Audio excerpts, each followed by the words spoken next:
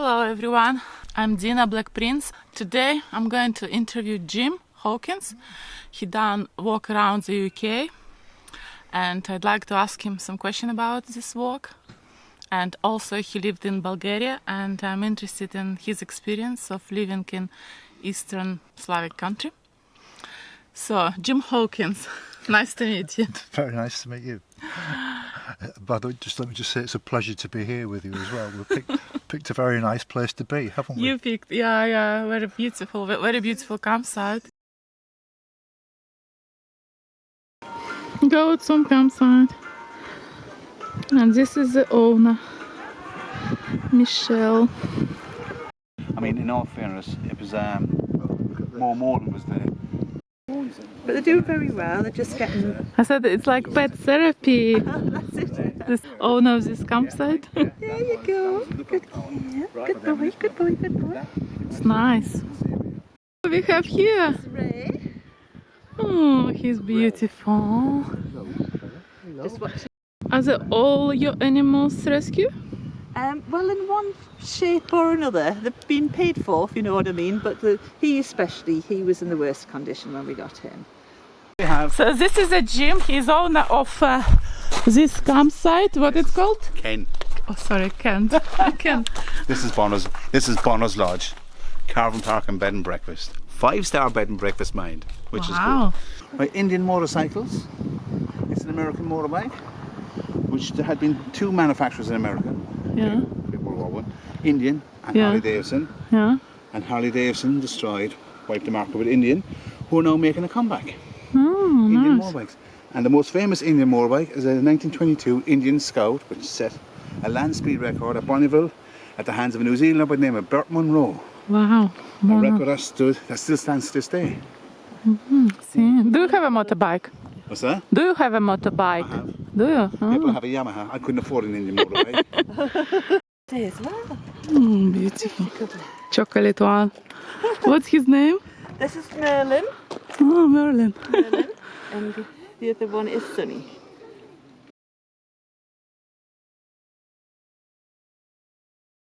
What a lovely place we've picked, and it's a very nice day. It's very still, and we're staying overnight, and we're going to go and have a look around this area tomorrow. Yeah. So look. Jim. Yes. Why did you decide to make such a long journey around UK? Why you decided to do this walk? Well, like all of my stories, it's a very long one, but I'll cut it fine, really. My wife had a brain tumour and she wasn't well, and that was for quite some time, and we kind of fell out, really. We couldn't agree, and I wanted to kind of save the marriage, and I said, well, I'll just go for a long walk, and in the hope that time will heal. And so I made a plan to do 390 days of walking right round the UK coastline. That's England, Wales and Scotland, not including Ireland. And that would be, I don't know how good you are at mathematics, but 390 multiplied by 12.5 miles per day was going to be the average. And so that comes out at exactly 5,000 miles. So in April 2018, I set off from Grimsby, which is where we lived, and walked anti-clockwise around the UK. And so I was going up the northeast coast towards the Scottish coast at Berwick-on-Tweed. Mm-hmm. And when I reached the Scottish border, I had no idea that I was capable of walking so far and so quick. But I learned. But I decided, because by this time it was around about May, June, I thought, I'm not going to walk Scotland now. So I went across to Carlisle and decided to walk all the way down the west coast of Britain. And that was down through Lancashire, through Wales, all round the Welsh coast, into to the Severn Bridge, and then all along the southwest coastal path, which was North Devon, Cornwall, and I reached Land's End at the end of November. And I had decisions to make then about should I have a break, a winter break, but the weather was so good. It was 13 degrees in Cornwall at that time, even though there'd been one or two storms coming in off the Atlantic, and I was held up for a few days because of that. But then I decided to walk from Land's End to the White Cliffs of Dover. White Cliffs of Dover, I love yes, which is right along the south coast. There was a lot of concrete because I was going through big cities like Southampton, Portsmouth, Bournemouth, Brighton, all over those places. And then I got down to the White Cliffs of Dover, and then I had to walk right up the east coast, which took me back home to where I started. I see. And what was favorite memory of favorite experience of your walk? Well, from there I drove to Berwick-on-Tweed, where I'd been before, and decided to walk the east coast of Scotland all the way up to Berwick-on-Tweed, which was around about 400 miles, and I managed to reach John O'Groats by the end of September 2019. But I would say, to answer your question, which was the best or which was the most difficult, for people who know Cornwall, which is probably the best reputation for a long walk, 620 miles from the beginning to end. And the part... What is that part? Is it South Down? Southwest. It's right round the coast of Cornwall. Oh, I see. I'm not very... Walking, like when you finished Wales, you come inland because there's the Bristol Channel, and then you go into Somerset, and then Devon, and then Cornwall, and then you're on the Jurassic coast in Dorset, and then into Sussex and Kent, and you're heading for London. And the most difficult, which I thought was the walk from a place called St Ives, which is in Cornwall, and travelling south, where all of the cliffs are 100 metres high, very tough walking, very big boulders, and because it's west facing, it was wet. Everything was wet all of the time. It was wet and slippery and quite dangerous, honestly. So that was hardest. That was the hardest, yes. See. And the best was in Berwick-on-Tweed. I think that the walk from Berwick-on-Tweed up the east coast of Scotland is probably one of the most scenic walks, because you've got the sea on your right hand side. Sorry, from Berwick-on-Tweed towards Scotland or towards England? Towards the north of Scotland. Yeah, John O'Groats. And you go through along the Fife coastal path, which was amazing. The Berwickshire coastal path, which was good, and then when you move up then to like Dundee, and then to Aberdeen, and then to Inverness, and then on up to John O'Groats, and that all of that walk was quite spectacular, and the old castles. But the thing that I liked most of all was the friendliness of the Scottish people. I thought they were absolutely incredible. Yes, I agree with you. Yeah. I noticed that as well compared to England. I think one of the reasons probably because it's less populated. Because yes. I used to live in Yorkshire, and you just get fed up of people because too many of them. Yes. But even like in pandemic, I missed people. Yes. Yeah, and once I went for a walk with a dog in forest, and I met people, and I was so happy because I was so lonely. Well, like at yes. home, sitting all the time. Oh, that's perfectly understandable. But when on a walk like this, where every day I was walking an average of 12 and a half miles, day after day very after hard. day after day. And I was really fit. I was super fit for my age.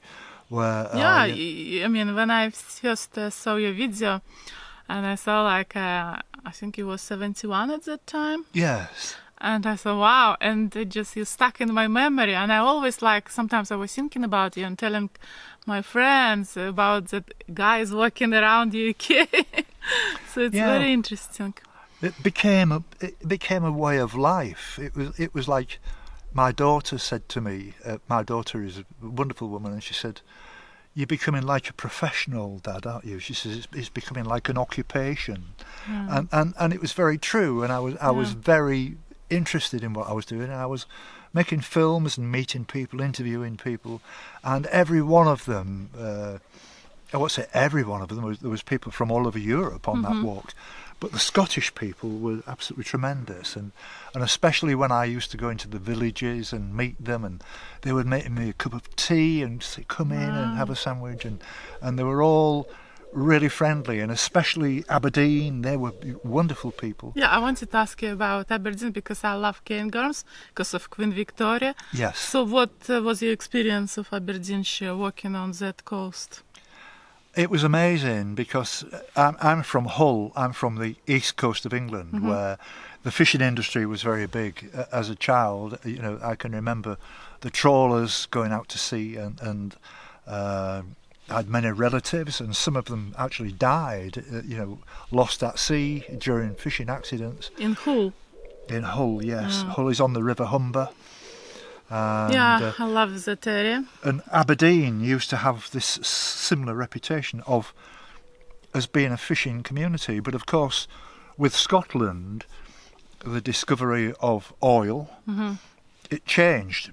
Because obviously I don't want to talk about EU particularly, but when we joined the EU, which would have been, 30, 40 years ago, the discovery of oil off Scotland was and so all the boats changed from being trawlers catching fish to like oil rig boats, and there was thousands of people involved in the industry apart from all the ancillary industries, and so Aberdeen was like going back to Hull because it was a very similar kind of layout, very similar kind of people, and when you get to the north of Aberdeen, when you walk through the city, where again there was lots of very friendly people, you come along a beach which must be 10 miles long, and I was the only person on that beach for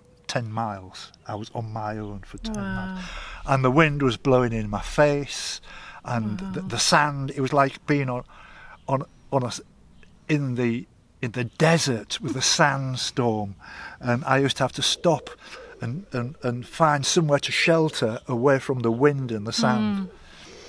And I met this guy who was about the same age as me, and he was just coming out of the water, and he'd been for a swim, and he did this every day, and he said, "Oh, come to my house and have a cup of tea and stay the night," and he made Wow, me, that's nice, isn't it? Yeah, and he became a friend, and I'm still a friend. Wow. And I've made loads of friends, lots of good friends on this walk. Because I like to watch Appalachian Trail videos in America, and they have a magic trail when people leave them some drinks or some food in plastic boxes, and hikers get it. And I thought that's quite nice because we don't have it in the UK, but we still get good people who help hikers. We do actually in Wales. There's lots of that. Wow, I didn't know that. Yeah, and on the Southwest Coastal Path. Wow. But again, on the Southwest Coastal Path, the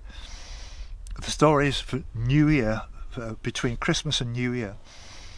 I got a Facebook message from a couple who lived in Birmingham, and they said, "We've been watching your walk all the way through from the very beginning, and we'd like to offer you our holiday home." Wow, that's nice. And it was at let me think of the name now. Oh, it'll come to me. Just give me a second. My memory for names. Yeah, Lizard Point. Now, Lizard Point is the most southerly point of England. And it was a lovely house overlooking the cliffs, massive cliffs and the Atlantic Ocean. And I stayed there for nearly 10 days. And they used to come every day because they had 2 holiday homes, and they used to come every day and meet me because we were sheltering from a massive storm from the Atlantic. And the weather was horrendous. And we'd have a few beers, and they were very friendly people, and we'd go to the pub and we'd have a meal and everything, and they were absolutely tremendous people. I would like to name them, but they preferred to be anonymous for good reasons. But everybody in the pub, they were all such friendly people, and I'm very lucky that I had that opportunity, because I would never have met any of those people under any other circumstance than walking. And so, just to finalise, I know it's been a long answer to the question, I set off from Grimsby and walked 4,340 miles to, that's how long it took me to get to John O'Groats. And then I had a 6-month break because of my wife's condition, and then COVID. And so for 14 months I did some walking, but I was nowhere near as fit as I was when I started in 2018. And I walked the west coast of Scotland. During when? I started at the beginning of May this year. That's only 2-3 months ago, and I walked all the way, and the weather was awful. It was dull, it was cloudy, it was raining, it wasn't the same, and it was 100% road walking, and I found it very, very difficult to get my legs moving and to get back to fast speed, because I walk fast. And so did you walk from Mull of Galloway? I walked to the Mull of Galloway from Carlisle. If you head out to Stranraer, and I've watched your videos. Yeah, because I walked from Mull of Galloway towards Girvan. But when I was doing it, it was still in lockdown. And, I see. And I went right down to the lighthouse, which I'm sure you went to, right at the very south. No, Girvan's on. To the south of the Mull of Galloway. Yes. Yeah. Nature. And you walked up the coast up through Stranraer, sort of. Stranraer and Port Patrick. Yeah. No, I didn't get to that Port Patrick. Did you do the southern Upland Way? No, I just started Aushire Coastal Pass and done it a bit till Girvan. Yes. And then I stopped, and I'm going to do it in future as a part of my International Appalachian Trail. Yes, and so you would have been looking at Ailsa Craig, the big rock out in the sea. Yeah, I've seen it. Yeah, that was on the left-hand side. It was in that village where there is a monument for Russian brave navies. Yes, I've got video of that as well. Yeah, Japanese yes. I forgot what that boat was, but it was. And I went to Girvan as well, and walked from Girvan further north to Ayr, and then from Ayr to Troon. Yeah. And then I decided that I couldn't carry on any further. I see. Because it was 100% road walking. It was very dangerous. The A75 and the A77. I had a near miss where a car hit my arm. I think he was on his mobile, and I got very nervous of it. Plus, when I started the whole walk, I spent nearly £30,000, and that was my budget. And I said, when the £30,000 is finished, I need £30,000. Yeah, that's a lot of money. That £30,000. Yeah, what the money? What was like? Where the money were going? Food, obviously. Well, there's my camper van here. You've got to remember that So you'd done it in this camper van? Yes. The idea was I would leave the camper van at point A, catch a bus to point B So transport expenses. and buses. walk back, or any combination of walking to point B and getting a bus back. And so every night I had my camper van. I had computers, so I could send the films to YouTube, and I've got cooking facilities, a very comfortable bed, and so I used my camper van all the way through. It wasn't this one, this is a newer one. It was an older VW, a purple coloured Did you one. get any discount as a retired person for buses in Scotland? It's free. It's free. It's free for English people in England, but it's not free for English people in Wales or Scotland. So you have to pay in Scotland and Wales. Yes. I see. And the same, obviously, they... Yes, and also because I'm a pensioner, I get a 30% rail pass discount. I see. But the problem with what's called logistics, I'm sure you know what that means. The problem with the logistics, it could be very complicated. The timing of the buses, that fit in the walk in. Some days I walked up to 27 miles because there wasn't a bus service. The hardest walk, perhaps the most lengthy walk I did, was from Newport in South Wales to the Severn Bridge, which was 27 miles, and that was in one day. Wow, that's And a that lot. was like 10 hours of walking, maybe 12 hours of walking. That was the most I ever did, and I would never want to do that again. You know, it was too much. And you usually had a small backpack, because obviously you have a Yes. sleeping camper van. Yes, I used to, my rucksack with my waterproofs, a hat and my cameras, and Yeah, Jim has 3 cameras. Did you take all of them with you? oh, I only used them one at a time. I see. But yes, and obviously backup, and it was always charging batteries and everything. But with the very lightweight and very, very good cameras, I would recommend them to anyone. Sony. Yeah. Sony. People who watched your videos and wrote comment, and please write comment to videos, because it's improve YouTube algorithm for video. And did the comments help when you were like feeling down or something? I found it quite overwhelming actually. I had a Jim's Coastal Path walk around the UK, of which I've just given you a card. Yeah, card. Jim gave me a card. Where I had nearly 3,000 people on that site, and on my own Facebook site I had 5,000 people, and on YouTube, on my YouTube site, I very quickly built 1,000 subscribers, and it's gone up now to 1,300. Congratulations. Thank you, and please don't misunderstand me. I'm not bragging, but I've just passed the 250,000 film.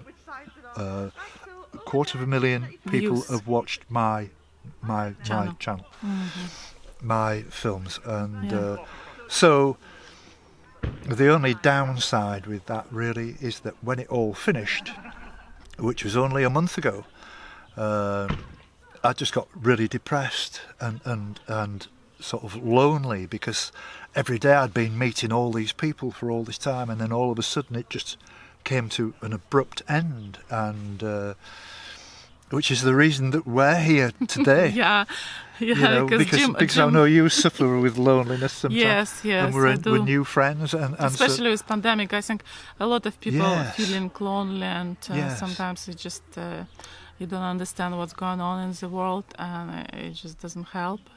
yeah. Psychological well-being.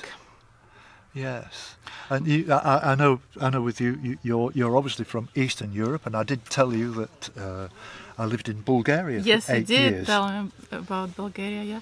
And why did you decide to move from England? You lived at the time in a Hull, or where? Yeah, lived in Grimsby, and yes. I have a friend in Barton of Humber. Hello. Oh yeah, Barton on Humber. I used to live in Hessel. Nice nature reserve.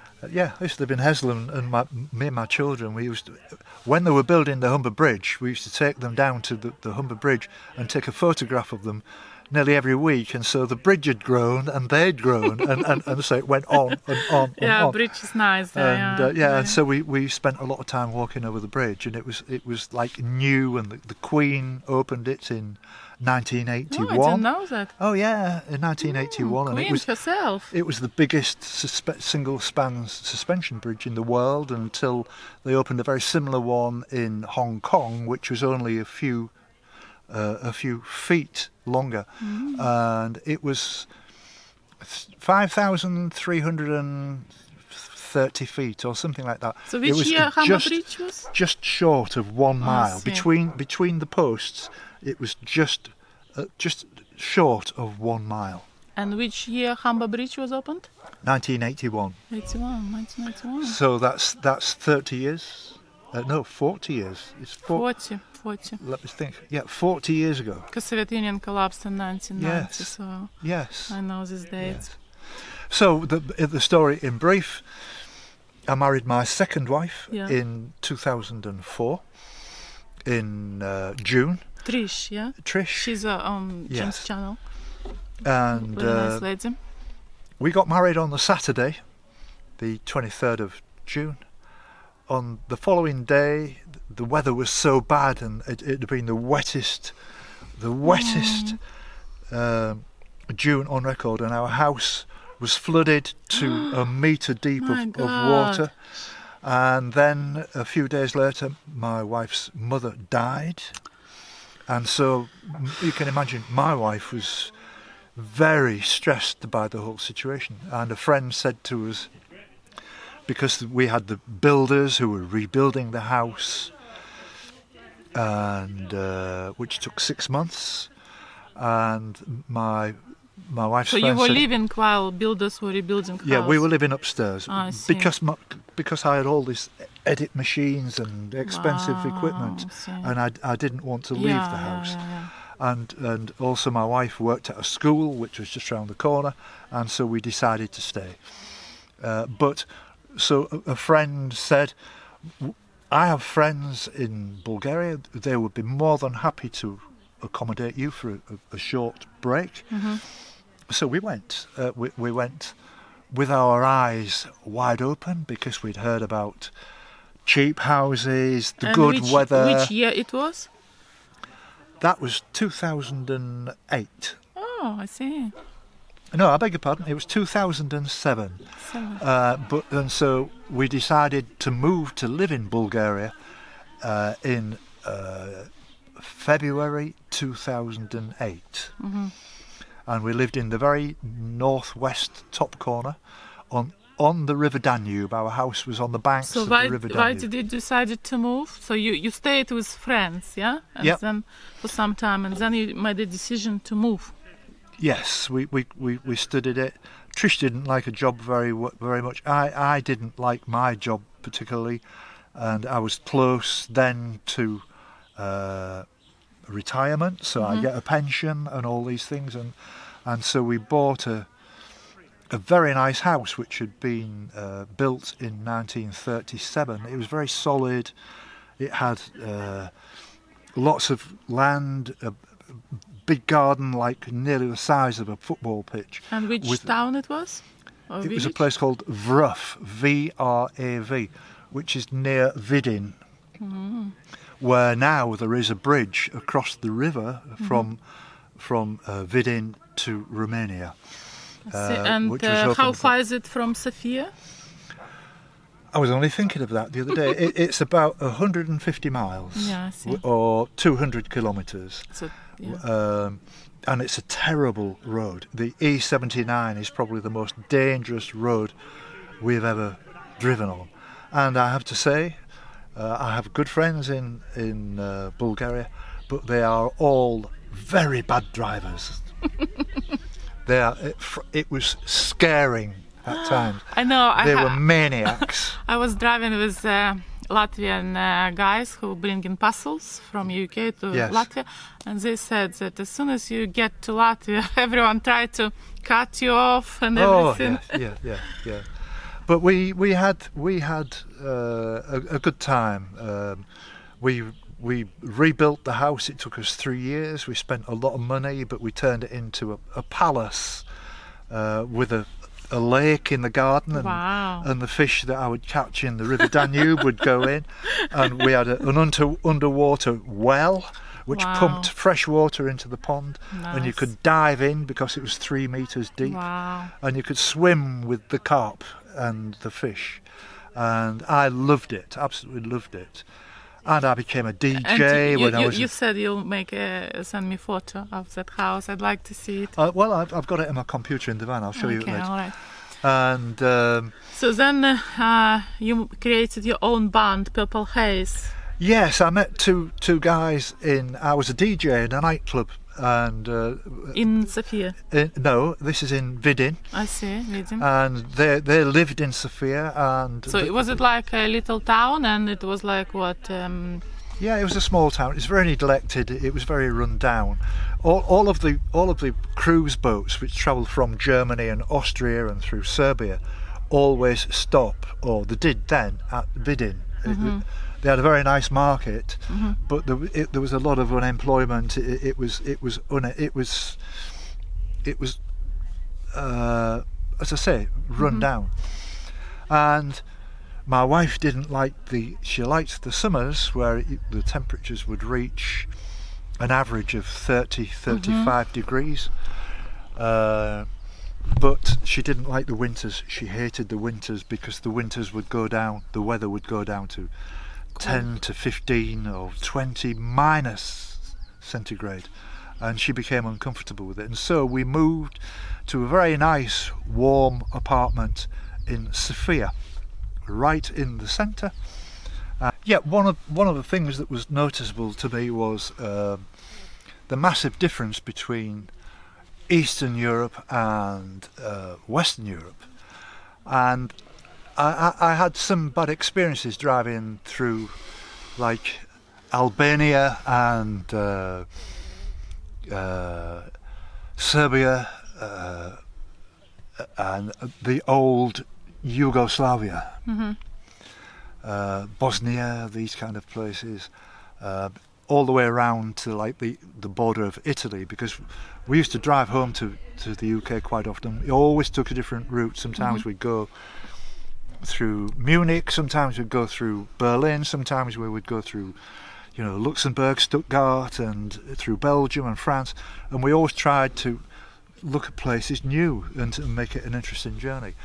But it was the same with Eastern Europe. I didn't get any further than Romania. We played a gig in Bucharest, which was a success, and I quite liked Romania. But I didn't get any further north. I would like to have got further north than that. And but I met many wonderful people from Belarus and all of these areas. Interesting. And Finland. I had a really good dance partner. She was a lovely woman, and I'm trying to think where she came from. She was married to a Frenchman. It was quite funny, but yeah, lovely people, and yeah. And as a dog lover, I would love to ask you a question. What was attitude to dogs in Bulgaria? I thought the treatment of dogs was absolutely atrocious. They would be tied up on a short chain, and they would be in a small kennel. In the villages. In the villages. In the village where I lived, I saw extreme cruelty of dogs. We adopted a dog that lived with an old lady next door that was just fed on bread and bread only. That was its only food every day, bread. And when we moved, you can watch this film. It's very interesting. Which one? What it's called? It's on the Jim and Trish films. Oh, I see. Okay. And we fed it proper, and it didn't like us at first because it lived in the barn of the house that we bought, and it was like the big dog of the village. All of the puppies in the village were like bobbies. He was the top dog, and he was quite aggressive initially, but he became really calm and he loved us. And I absolutely loved and adored him. He was a mongrel dog. I don't know what type, but there was, you'll be able to identify him when you see him. So it's very pleasant for me to know that British people help dogs not just in the UK but all around the world. And you're a nation of animal lovers. Oh yeah. That's why I love UK. Yeah. And even like when I was surprised when I went to Belarus and one man said, I hate Britain. I said, why? It's such a nice country. And he said, oh, Victorians and India and all that and colonization. But I love Britain, and I think Britain is the best country in the world. Well, UK. I think animals get a really good deal in this country. Not every one of them, obviously. I don't agree with testing products on animals and rabbits and what they call the dogs that they get them to smoke cigarettes. Beagles, yeah, all that kind of thing. I think that now should be a thing of the past. And I've signed petitions and all this kind of thing. That's nice. Yeah, and I do like dogs. I don't really have the room to take a dog with a walk on my coastal path walk. A lot of people said to me, "Why don't you have a dog?" And it's something that I regret now. Do you? But Bobby, this dog, his real name was Bobcho, and that's what the neighbours used to call him. But we called him Bobby, and they thought it was funny that I should call him after a footballer. And I said, "Which footballer?" They said, "Bobby Charlton." So I said, "Oh yeah, Bobby Charlton." Was he Leeds player, Bobby Charlton? Manchester United. Oh, Manchester United. Sorry. Yeah. Manchester United. I see. Yeah, I live very near Manchester United's football ground now. Yeah, because I remember that name, Charlton, when I watched video recently mine about football museum, and I remember that name. I think he was on Star Walk of Fame, Footballers Walk of Fame. Yes. His name. Oh yes, of course you went to the football museum. Yeah, I really enjoyed that film that you did. Oh, thank you. Thank you very much. Funny enough, the day that you wrote to me, I just walked past there to catch a bus home from a place called Shude Hill, which is just around the corner. It's right next to the big shopping in Manchester, the big shopping centre. And another thing about that Manchester museum, football museum, there is a library, Chisholm. Unfortunately, it was closed when I was there. Chisholm. And it's famous that Karl Marx and Friedrich Engels wrote Capital there. Yes. And there was a pub where Friedrich Engels liked to go to drink beer or whatever he was drinking. And I went to the pub. It's not far from library, but nobody knew about anything about it, unfortunately. So I was a bit frustrated because such a big star, Karl Marx, and visited pub, and there was nothing. I mean, that pub should make a lot of money now from people who love Karl Marx. My daughter lives in a place called Chorlton, which is the other side. The other side of the city centre, and she lives near the graveyard, which is the biggest graveyard in Europe, massive.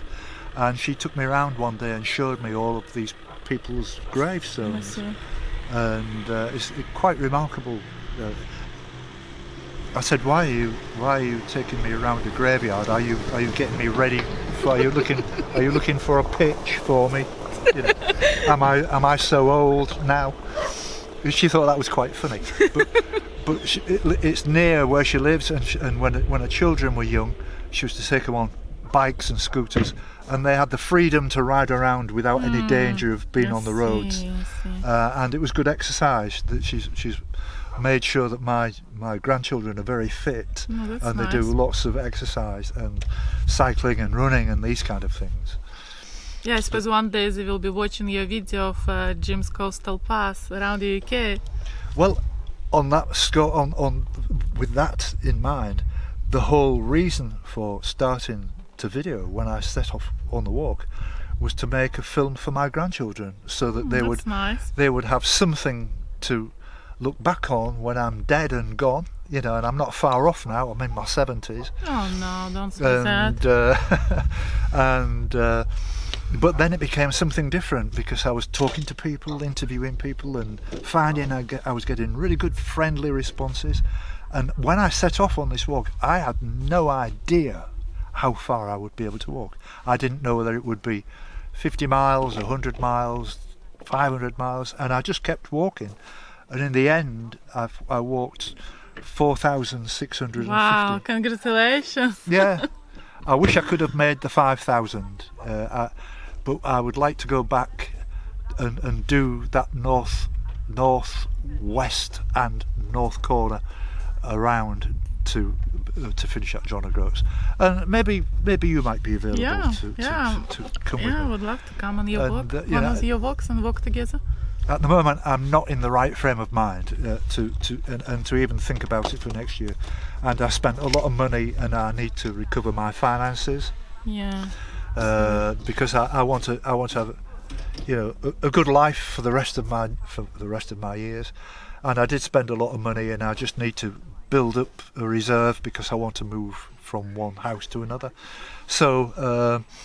That's where I am at the moment. But talking about video, I started my YouTube channel because after my dog died, Black Prince, and I realized I didn't have many videos of him, only photos, and I was like more into photos before. Yes. But now I'm into video because video, it's like a memory. You can look at it, you can watch it. Wherever photo is just like photo, it's like static, nothing. Yes. So now I'm into video rather than photo as well. Yes. Well, I agree with you entirely, and I quite often watch films that I haven't seen, which I made 3 years ago. I see. That I've not seen. I see. And I sit there thinking, don't remember that. I don't remember that. Oh, that was good. Yeah, I agree with you. I like that piece of music, and so it's going to bring back many memories for me where I did it. I agree with you because I was watching one of my videos of walk, and I, like you said, I don't remember that. I forgot it, but because of video, I remember it. It's still like a living memory, so it's nice. And I did interviews with over 900 people. Wow. Oh yes, you do. Yeah. I picked up your tip when I went on West Highland Way. I interviewed some international walkers. Yes. And it will be quite interesting to watch now because now it's pandemic and people don't travel. So it will be interesting to see from which country people come to Scotland. Yes, it would. I met a few walkers from different places. I met some from Australia. Wow. So you interview a lot of people on your videos. Oh, yeah. Well, I've got friends all over the world. And you're a good interviewer. Well, thank you. You are. Thank you very much. I think that's because I've got quite a lot of self-confidence. I'm a singer and I'm a guitarist, and so maybe that's a little bit of social skills and stage presence, and a little bit. I was born on the very same day as Mick Jagger, not the same year, but the same day. So there's a little bit of all right. All right. I mean, there's a little bit of that in me, I think. Everybody who was born on the 26th of July is all right. Right. Nice to meet you, and thank you very much for interview. Very nice to meet you. Give us a kiss with that lipstick. Thank you. Thank you. Coastal Pass, walk around the UK. Yeah. The most fantastic campsite I've seen in my life. Animals, fantastic views, fantastic facilities. Wow, it's great. I'm definitely will be back here.